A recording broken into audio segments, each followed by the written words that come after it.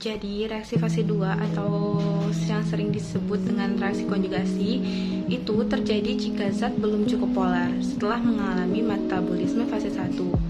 Nah, hal ini terutama terjadi pada zat yang sangat lipofil.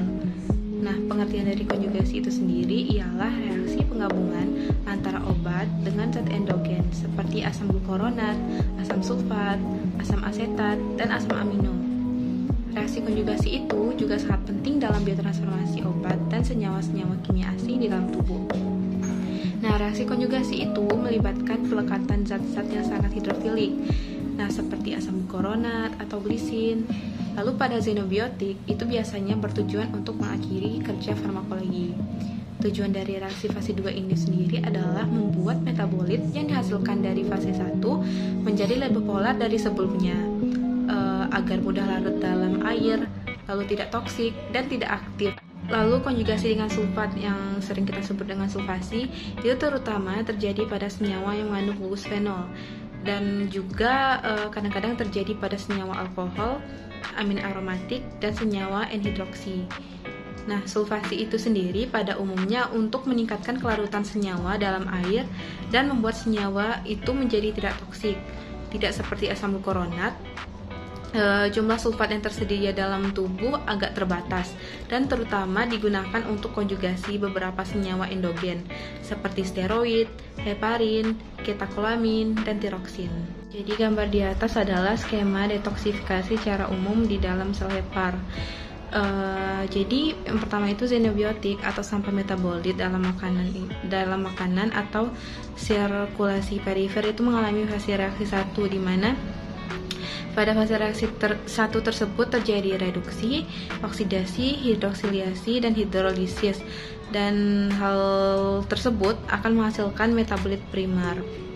Lalu dilanjutkan dengan fase reaksi 2 di mana hal tersebut terjadi konjugasi, metilasi, sulfasi, dan glukurodinasi.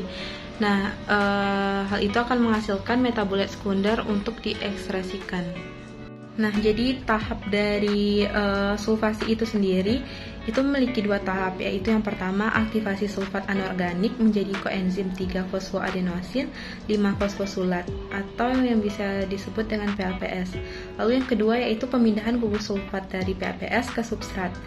Nah, pemindahan ini itu dikatalisis oleh enzim sulfotransferase yang terutama terdapat di hati, ginjal, dan usus. Jadi di atas adalah struktur dari PAPS atau 3-fosfoadenosin 5-fosfosulfat. PAPS itu sendiri adalah sebuah donor kosubstrat sulfat dengan energi tinggi untuk enzim sulfotransferase yang mengkatalisis reaksi. Obat-obatan dan hormon-hormon yang mengandung gugus fungsi fenolik dimetabolisme melalui konjugasi menjadi gugus sulfat atau disebut dengan proses sulfasi.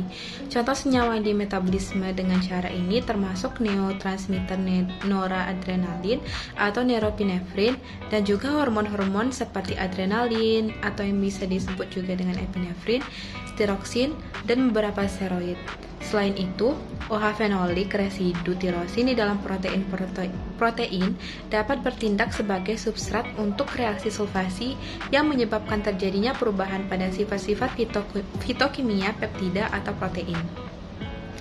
Lalu, konjugasi sulfat suatu obat juga jauh lebih terlarutkan air dibandingkan dengan senyawa induknya dan biasanya disaring oleh ginjal dan dikeluarkan dalam urin, kecuali obat-obat steroid.